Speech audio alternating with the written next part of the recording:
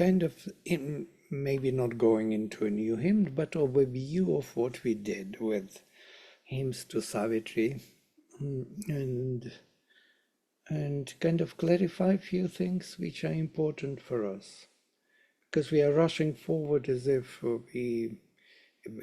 there is no tomorrow.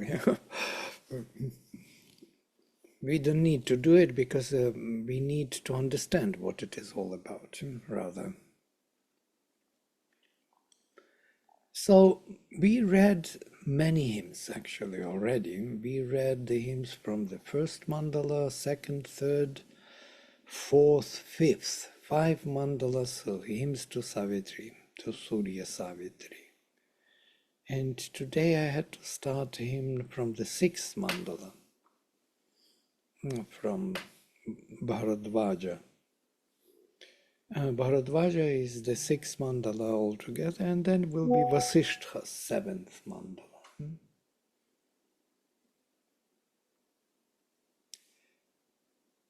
Oh, do they need a link? Good, wait a minute. Let me send them a link and then I will. If you have any questions, please make today the questions and answers session. Maybe something is bothering you or something is kind of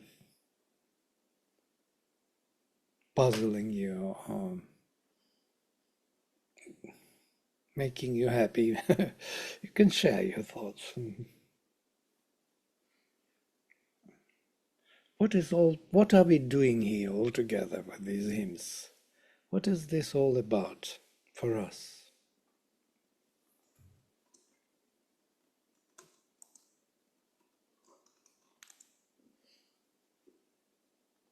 Yeah. Deepti, you can match your thought with your mind, with your word, if you want. Vladimir, for me, this place or the space has been like when you're talking about Surya, when you're talking about Aditi, it's bringing that consciousness within and trying to kind of whatever limited space is right now within me, trying to expand that space.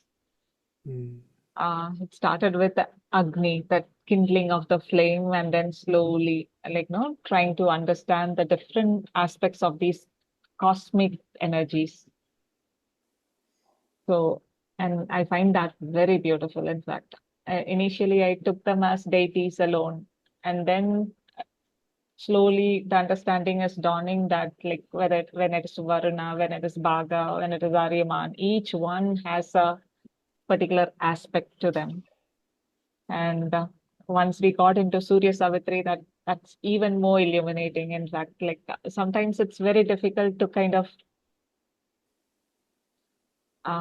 sit with it because the mind comes in and it tries to want to capture it in some way, but then letting it go, then suddenly that aha thing comes in. That must be it, but it doesn't stay for long, and then it again goes off. So it's been that kind of journey for me. Yeah, it's for everyone the same, I guess. For me, the same. It can't be different. You cannot stay with this luminosity. Yeah. Oh, passcode. Do we have passcode for this, really? Yeah. Wait a minute. They're asking for passcode. 357930. Oh, God. I didn't know the passcode is needed. Wait a minute. How do I do this? Okay.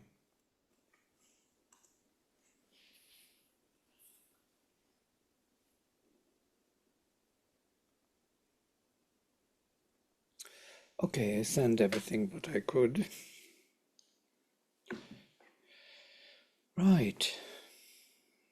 Of course, it is so far away from our everyday life that if we think of it, how to make it practical, then of course it's...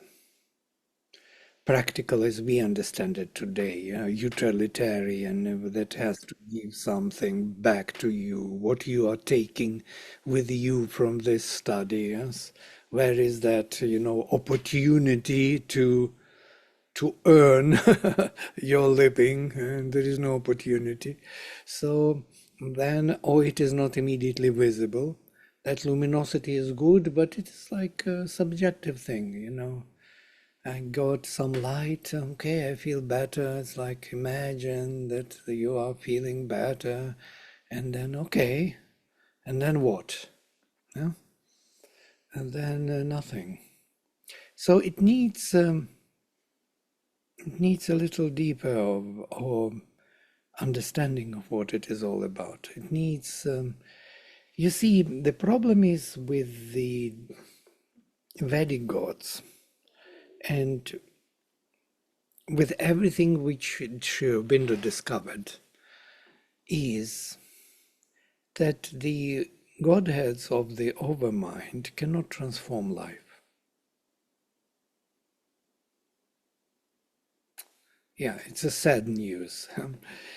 They can do something, they can assist and help the soul to come to the front. Yes. They can bring vaster, deeper, more puissant consciousness, yeah? More efficient, more powerful, and more omnipotent, widen the scope of our capacity to focus, to concentrate. But that's it. They can deal with our mental and vital faculties, but physical being, body, they cannot transform. There is a gap between them and the physicality. Somehow physicality is as if from another region or from another pole. There are two poles, heaven and earth, so to say. All the gods are from heaven, and all the beings on earth who are born in the body are from earth, as it were. As Chandogya would say, for the gods, for the man who lives on earth, the earth is earth and heaven is heaven. And for the gods, the heaven is earth and the earth is heaven.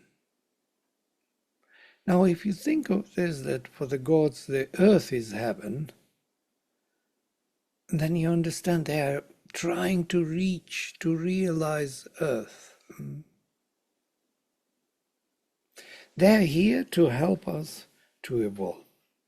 That's what they are here to do. But they cannot transform our life.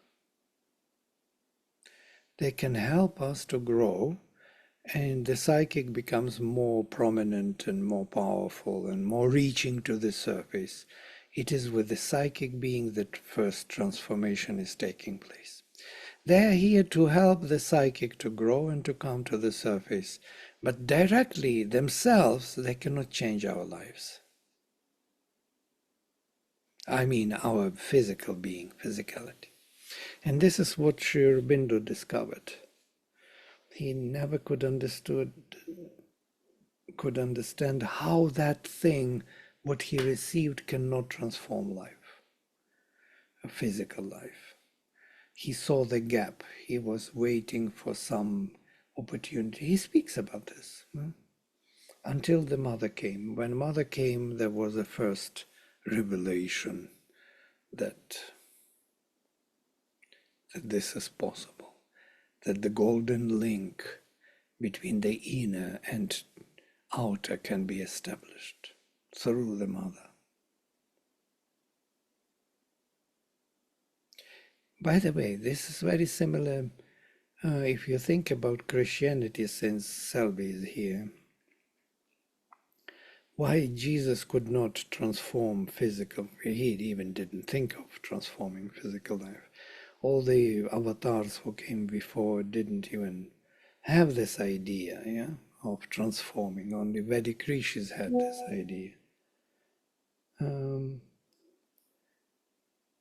But if you think of it, what Jesus did, he actually changed something in our heart, vitality, different attitude, love for your neighbor. Love your neighbor as you love yourself, so to say. There was this shift. He, as Sri Aurobindo said, made this barbaric, very rough and tough, very survival instinct race more human. He humanized Europe, and especially that religion, that particular Semitic religion, which was there very, very tough before, where there is no hope. The divine is there beyond, you have no relation to the divine. You can kiss the wall, the lock, whatever. Yeah, but you have no claim over being the divine here. But this, how he, through the psychic being he humanized, he created the link. That very link, that's why Mother says Christianity has the future, because of this, that psychic presence is the link.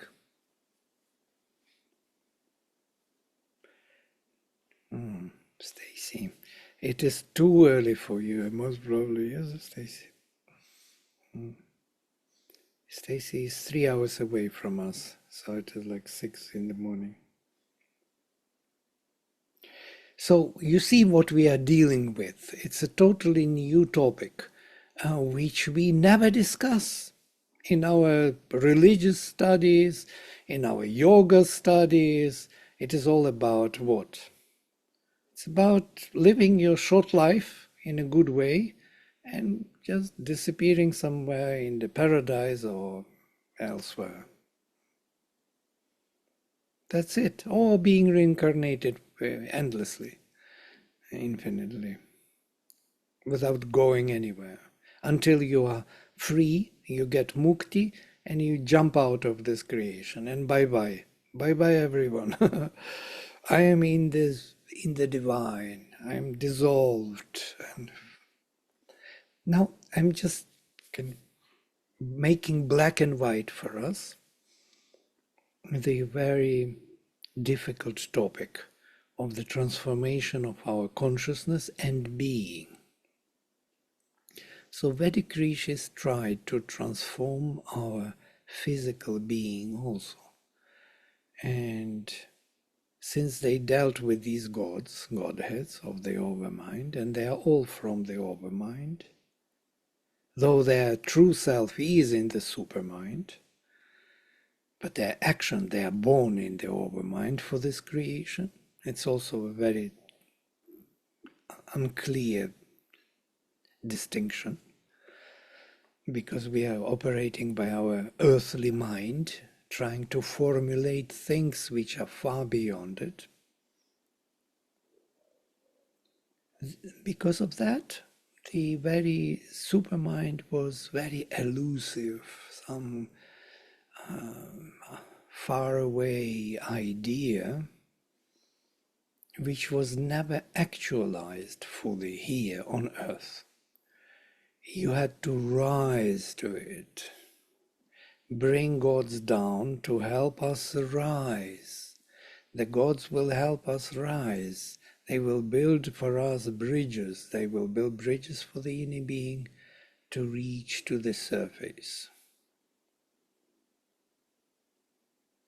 But that stopped at that point, because humanity was absolutely not ready for this. Absolutely. Psychic being was even discovered by Vedic rishis themselves, because the ancient form of religion did not even have psychic being. There was a totally different view of how to become divine. You had to offer everything as a sacrifice to the higher power, to the gods. You offer to them your physicality, vitality, mentality, all your actions, all your thoughts, feelings, emotions, words, you offer to them. And they come down and they widen the scope. This is happening to us right now. but it does not transform our being. We are still physical beings, the same as we were before, still subject to disease, decline, and death.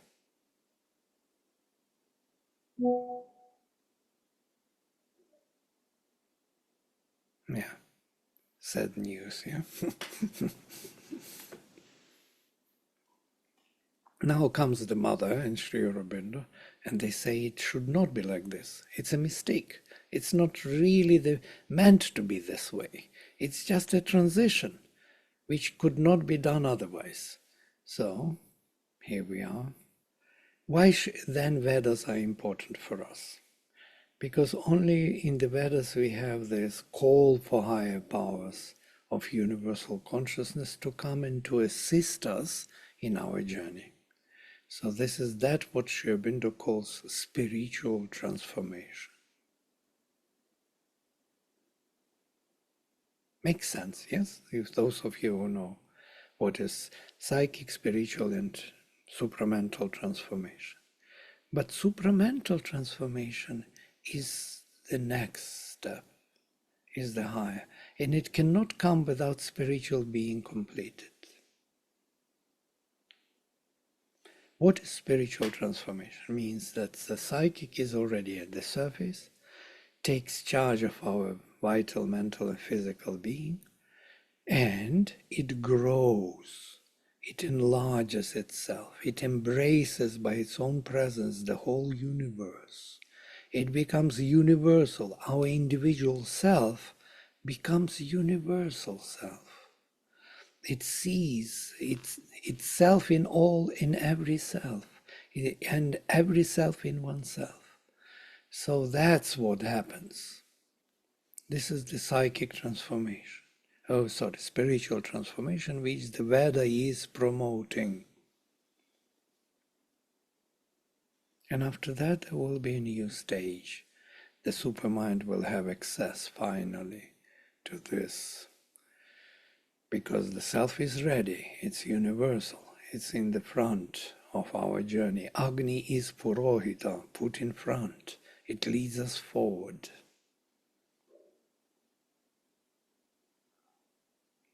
Now Surya is mysterious. There are only 12 hymns to Surya.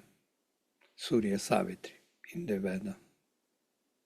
12 or something, close to it. Dozen hymns. And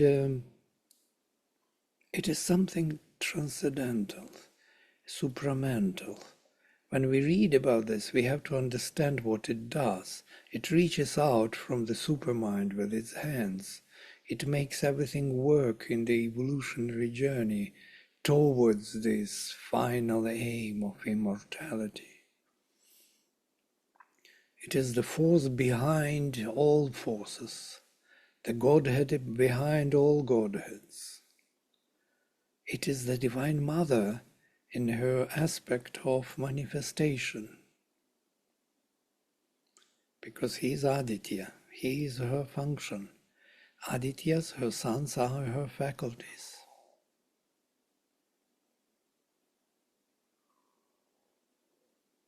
Surya is the supermind. And if you look at our physical reality, you will see that it is amazingly so. Our solar system, this beautiful sun, gives life and light to us. Without the sun, there is no life on earth. There is no light. There is nothing.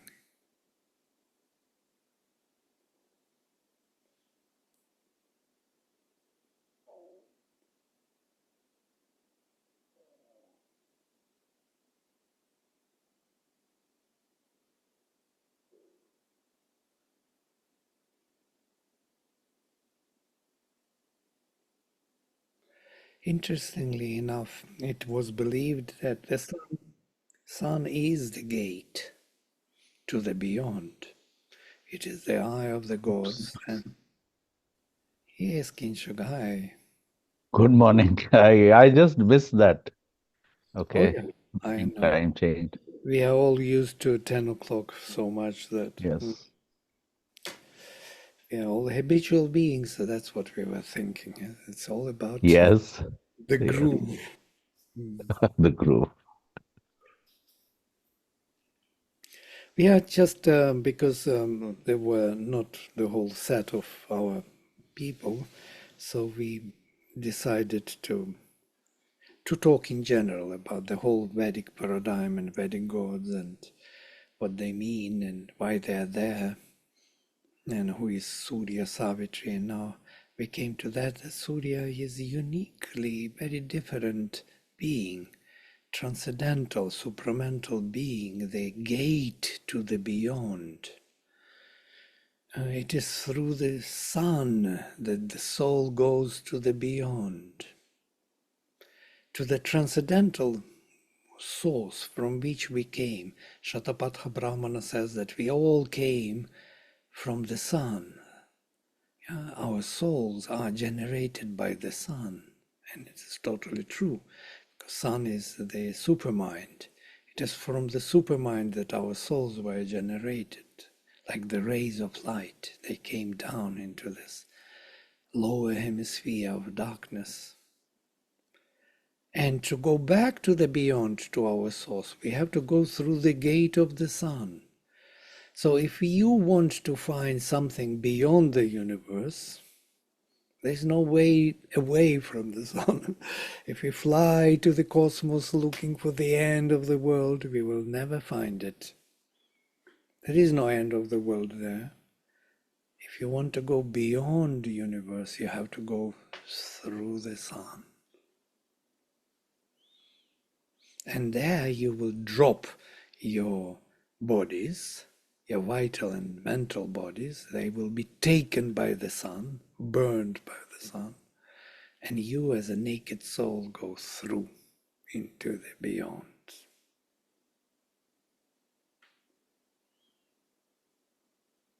So all those formations of the mental and vital being which we formed over time with the soul, around the soul, will be dropped by moving through the sun. So everything, all our achievements will be dropped and forgotten, as if nothing was done.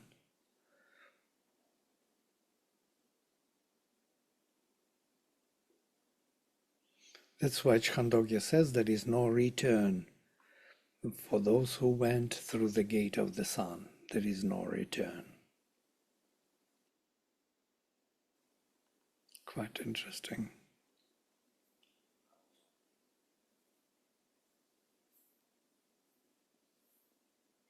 So, we should not go to the beyond.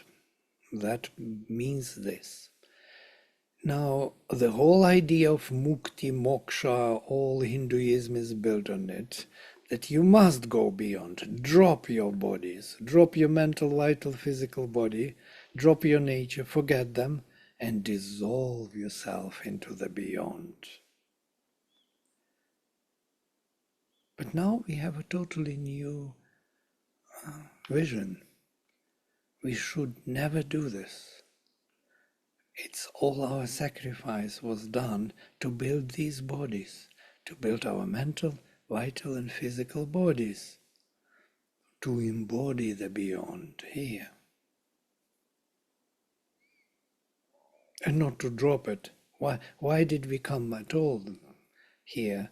Just to drop it and to go again to the source from which we came? Doesn't make sense.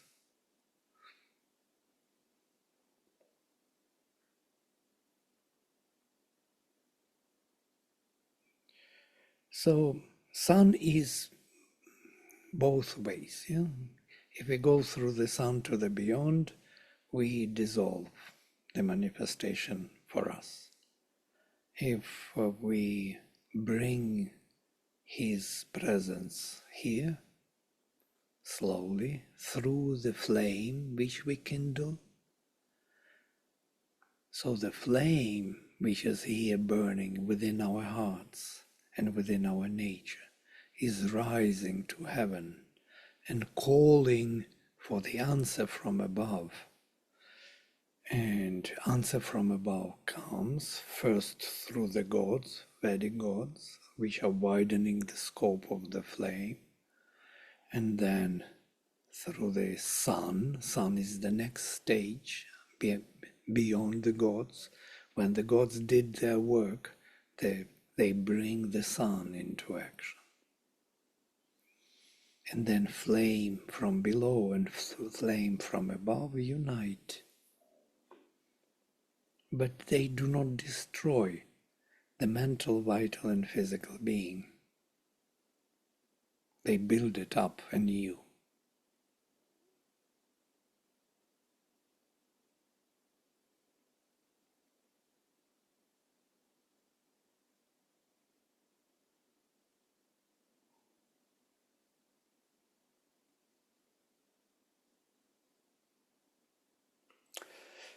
Right. Vladimir, this going beyond, have you ever come across it in any Vedic text? The idea of shedding and going beyond. Well, Agastya Rishi wanted to go beyond, no? That hymn of 170 from the first mandala, on which Sri Aurobindo builds all his vision is built on this. Agastya Rishi wanted to go beyond, and Indra stops him and says, "What Oh, are you?" yes, yes, yes. Yes, yes, yes, that's right. Yeah, yeah. There was this idea of going beyond, of course, reaching to finding the divine, realizing the divine, but how to realize the divine. There are two ways of realizing: dropping everything and disappearing there, which is not really helpful, and Sri Aurobindo always speaks about this. He met with some yogi in the Himalayas and who told him, who listened to him, to his ideas, somewhere in the letters he has this, and said, "This is so marvelous what you are proposing, transformation of this nature by the divine presence, but I cannot do it," he says. "I cannot do it because I burnt all the bridges, all the means, all those fibers, all those, streams, connections, mediators, which had to be preserved for this work, were burned for the sake of reaching to the divine. Now that force is ineffective. It cannot touch anything here. You can only be in trance. Go into trance and bye-bye. Yes, you are in bliss. You are in total bliss, but you have no means to do anything here." And he said to Sri Aurobindo sadly, "If I could, I would do my yoga differently now, knowing what you propose."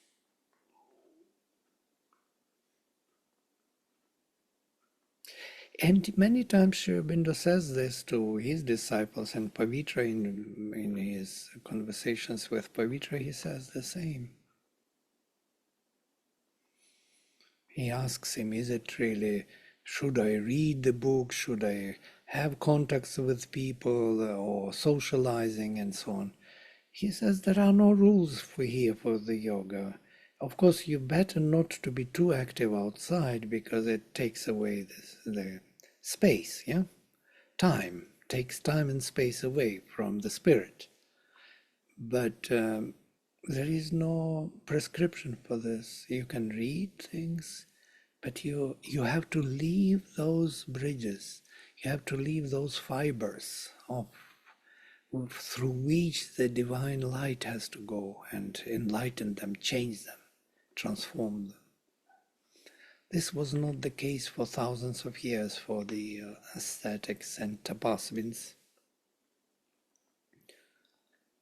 They didn't care about these fibers. They were the problem, Maya world, illusion, which were holding them back from the divine. They had to be cut off.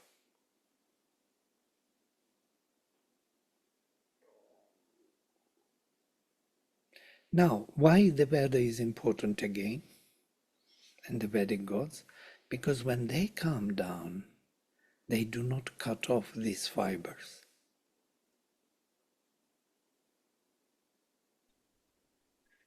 Vladimir, just to clarify, these fibers, you're referring to the mind and the vital, or Right. what do you... Right, okay. Energies of the vital and the mind, yes, correct.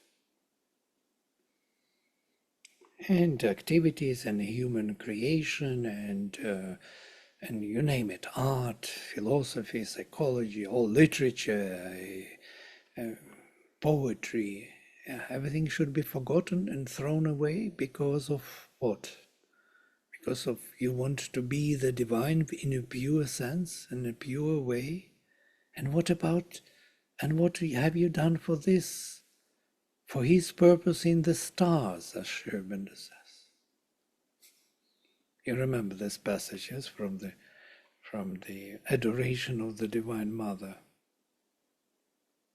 Where hast thou thrown self's mission and self's power? On what dead bank on the eternal's road?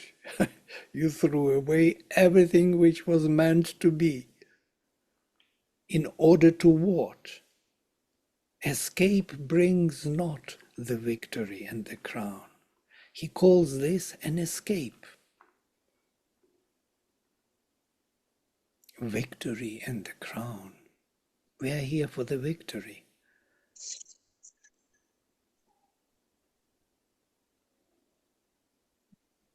These fibers and connections that you talk about remind me so much of the fungus network that allows trees to communicate with one another underground.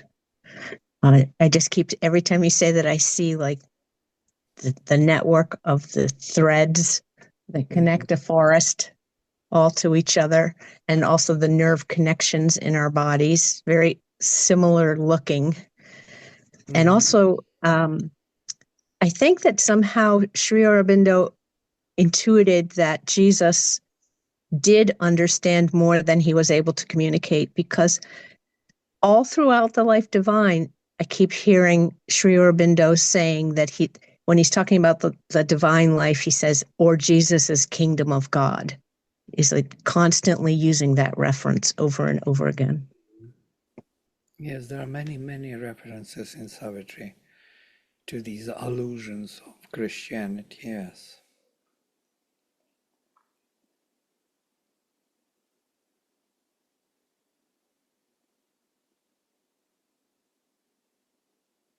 It makes me think that Jesus was fundamentally misunderstood even by the Christians. Oh, absolutely. This is totally agree with you. Absolutely. Yeah, that there was more in the message than has been picked up.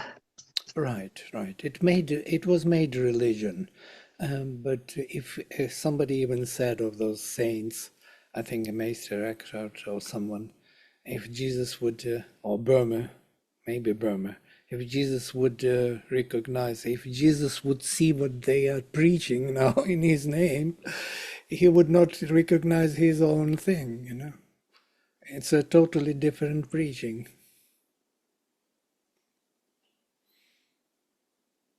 Vladimir, I have a question. Like, why are we not able to see it as they say, like a revelation? Could you go deeper or more explain that? Like, what exactly is the process of revelation? Because when we say things are distorted, because our consciousness is not able to pick up what are mentioned in those lines. So, right. A revelation is not possible in the instrument which is not ready to have it, yeah? Or is not meant to have it now. It's all in time related, yeah? Time related thing. If this instrument is limited with the capacity and it's animal instrument, how can he have revelation? How the monkey can understand, I do not know, some sonata of Beethoven? No. Maybe in some way, yes. Yes, monkey also would feel good. We do not deny that. Or even plants would feel good from beautiful, harmonious music. But it is a very different perception of things. Yeah, revelation comes to those whose souls are actually calling for it. Yeah, even if the surface mind and vital are not aware of it. And when revelation comes, then you become aware of your own calling. Huh? By the way, even those who are aware of their calling, it's already some kind of revelation, because the calling is done by the divine within us. Yeah? So the divine is awakening in you. It's not that you are calling. Yeah? We are never calling. I mean, our surface being will never call. It's only the inner being calls, and surface receives a projection of it of some kind. Yeah? Somehow you feel like doing it, praying, or you feel, or into your mind comes the idea that you will now sit down and meditate. It's not the mind who made the idea, or it was the being, the divine being behind, which kind of drop, the luminous drop into your mind, and you start to thinking about it. It's all related to our innermost being. I realized it late in my life when I was doing intensely yoga, and I saw that, truly speaking, it's not me who is calling. I thought I'm calling and then I'm receiving help, and then something happens to me and I become more aware. No, this is the way how we think. And then I saw that I'm rather a hindrance here with all my callings and my understanding and my sadhana and my thing and this and that. But in spite of this blockage outside, the inner being is constantly calling. Only I am aware more on the surface or less. When I am more aware, then I become engaged on the surface. But I am always engaged inwardly in this calling. And it is that flame, that in the heart, that Agni which burns there and has to be kindled outside, has to be bridged to the surface consciousness. Then the surface consciousness becomes involved in the same production of the divine presence, sacrifice. Start giving itself to that flame, giving itself to that presence, happily giving, not grimly and heavily giving away something which is so dear to me. I have to give away to the divine. Cruel divine has to take away all my pleasures. It's not this way. Vladimir, is the surface so important because it is connected with the sense organs? So one of the connections that you are saying is vital and vital is probably the sense organs to the rest of the creation, because that is the only way that we are contacting all the time. With sense organs is something amazing happening here. It's a real psychology of which we never touched. We never speak about senses. But senses are the faculties of consciousness. Senses are consciousness of Purusha. Yeah? But because they got involved, as it were, and started to build the senses, the organs of sense within the physical body, they kind of redirected themselves. And we kind of think that it is my seeing, my hearing, my speaking, because of this redirection, their involvement. And since they are representing the Purusha, and Purusha is the all blissful, all omnipotent or omnipresent self, they demand the fullness of delight, an expression of delight in for themselves. But within this limited, ignorant being, with limited capacities and organs, that delight to demand becomes an egoistic endeavor. That creates egoism. The true right of the senses to have a fullness of their own delight creates egoism within this limited framework. It makes sense. It's actually taken from Aitareya.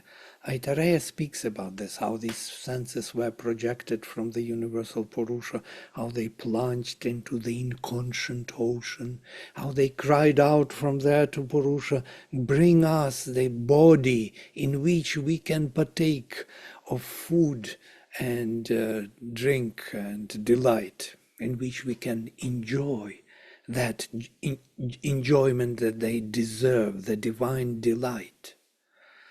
So evolutionary, he brought them first the horse, then the cow, and they said, yes, it's good, but it's not good enough for us. Then he brought them Purusha, this formation of Purusha. He found that where they can dwell.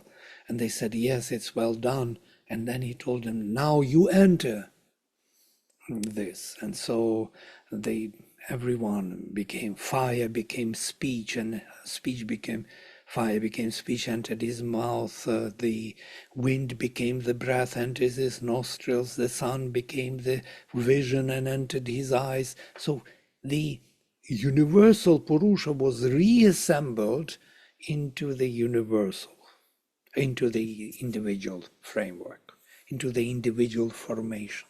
And here the first spark, this is the projection of the psychic being, the Purusha himself as the being, with the faculties embodying him, started to grow. That's why psychic being is evolutionary and growing. The organs are developing, the capacity is growing, and by this capacity of the faculties, the psychic is getting more and more, or the Purusha, who is here formed as a spark, starts to become more and more an individual in a way, becomes Purusha, universal Purusha in the individual frame. This is how he wanted to become many. He alone became many.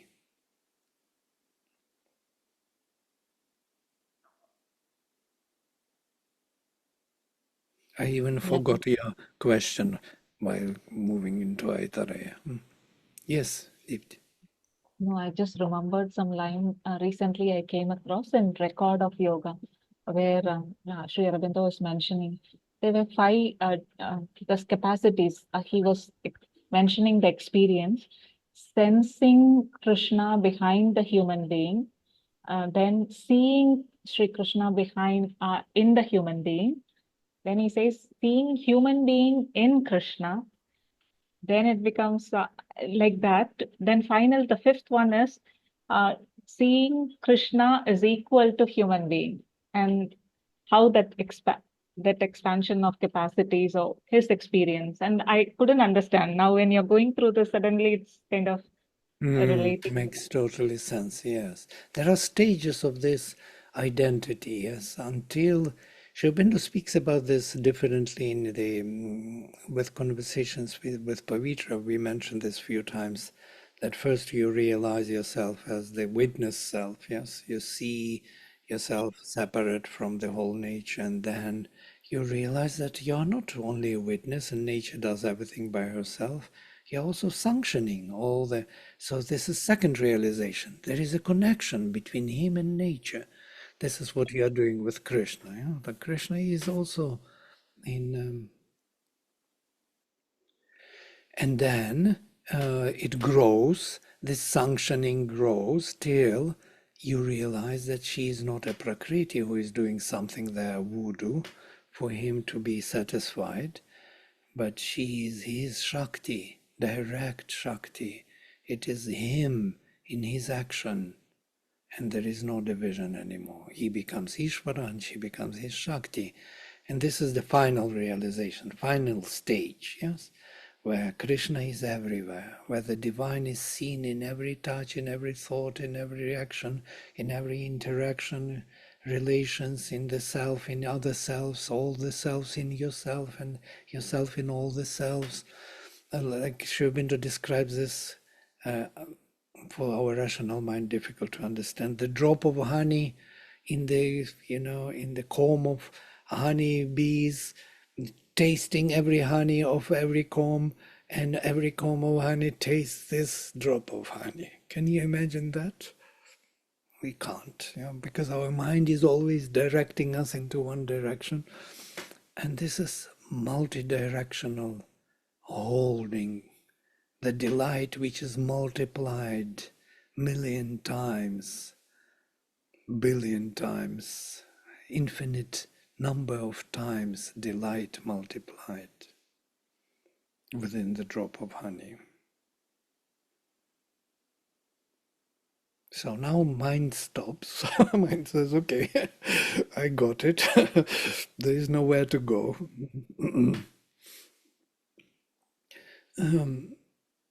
But it becomes more and more real and possible even to express it, because Sri Aurobindo expressed it, gave us the means to even think of it, to allow ourselves not to be black and white or to be linear and logical, but to have another logic of the infinite, allowing, contradictory elements to complement and to enrich our manifestation.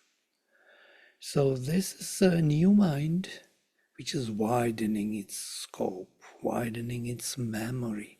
I was thinking about your Alive Divine Kinshuk on memory. Oh, yeah. Yes. Still thinking so much about it, because it's all about widening the scope of that, how much you can hold in your concentration of consciousness. Yeah? So mind is that focus of consciousness. If you widen the scope, if you hold more in terms of the time, and more and more and more, then you become more and more divine. This is it. There is no other way. The less you hold, the less you are capable of being him. In your own awareness. Of course, you are him. You are nothing but him. But not from your point of view.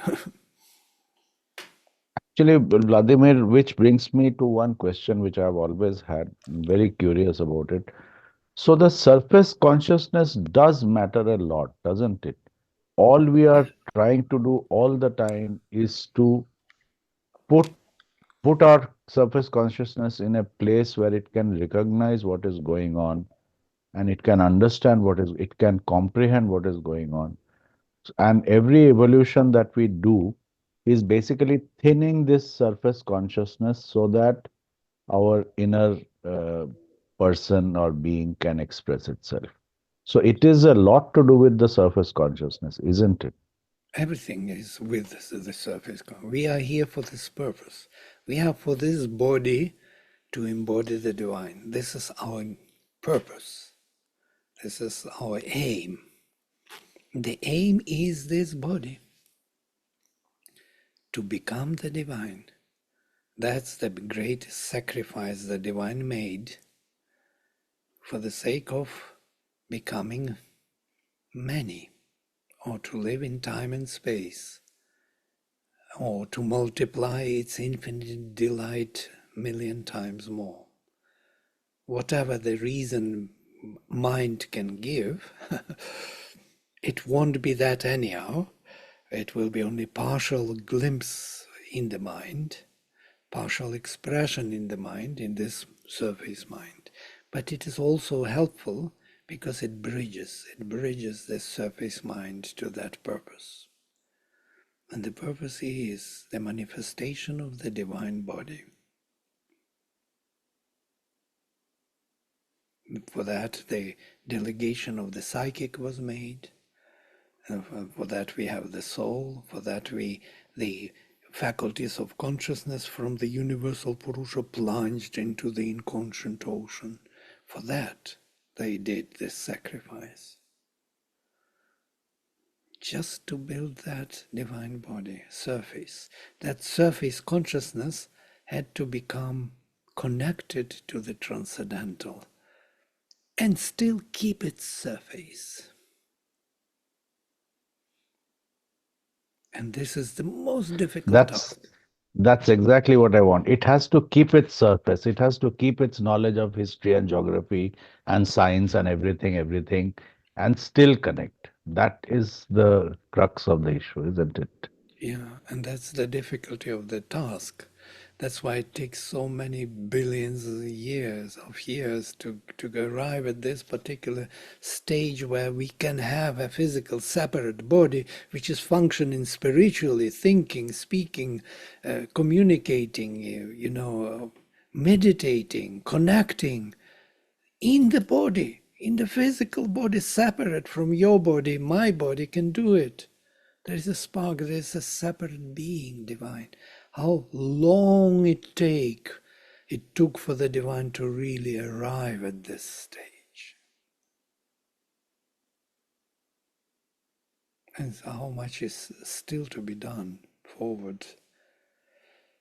But the surface is the whole idea. The surface is to stay. The separate individual framework has to function. Otherwise, it's very easy to resolve the problem.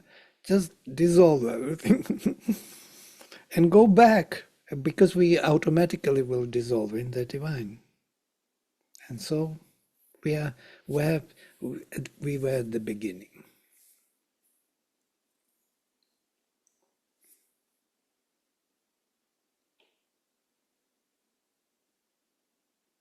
It's a marvelous knowledge which Sri Aurobindo brought to us. Everything becomes useful. The Vedas, the Vedas were the only place where that attempt was still made, not to break those fibers, but to illumine them, to enlighten them with a higher consciousness, to make them functional, to allow soul to grow to the surface and to embrace the whole universe. This was made the purpose. But the next stage beyond is to bring transcendental into action. And this is the hymns to Surya Savitri which we read. Surya Savitri is that gate to the transcendental, or the supramental consciousness. Great, we can stop here today, and it was just a discussion because there were only few of us in the beginning, and slowly people joined because everybody forgot. Every Friday, is it at 9 o'clock or 10 o'clock? We changed to 9 Every o'clock. I Friday? sent it, yes, because of Mike is from Auroville and he cannot join. It is too late for him then. So, of course, Deepti maybe sleeps later, but even for Deepti is most probably better, yes? 7:30. We may change it afterwards, yeah? I might be missing after 2 weeks if the time is going to be If preponed. we change time, if the time change comes, we will shift it to 10 o'clock. Oh. Okay? We will be shifting now to fit Indian requirement. I don't know. Yes, I didn't get yeah, notification. didn't hear. I'm sorry, I didn't get that notification. I didn't see. That's why I joined Right, late. right. I No, was yeah, thinking. understood. I sent the letter to everyone, but who reads letters? Oh, letter, another letter. Okay, hello. Bye-bye. Great. Great that we made this kind of overview, because we need to understand where we are standing with our studies of the Surya Savitri and what our Vedic gods are about and what they are here to do. Maybe it will be good for our session in Chit, our retreat also, and conference, because it's so much bewilderment on this topic, so much misunderstanding. Maybe they will not be happy with this discovery. They think more about the Vedic gods. They are more, but they are in this stage absolutely indispensable. Without them, there is no bridging to the transcendental. So they are the bridge. And that bridge was lost over time because they were neglected. These Vedic gods were cast out as Maya. The whole region of our mind was called Maya region of illusion. And it disappeared. And all these great gods became small gods. Indra became like a servant of the demons. They became very small in Puranas, like human-like. Yeah, there's some kind of yeah, and because of that, the very functionality of the sun, Surya, also changed. Surya became not benefic but malefic in the Jyotisha, because it consumes a lot of energy, soma. Brahmanas starting already with this idea that Surya is burning too much moisture and the drought is coming, and that's because of that Surya is malefic. So they see Surya totally differently after that. The whole supermind idea disappears. There is no more supermind in the post-Vedic literature. You will not find it in the Hinduism.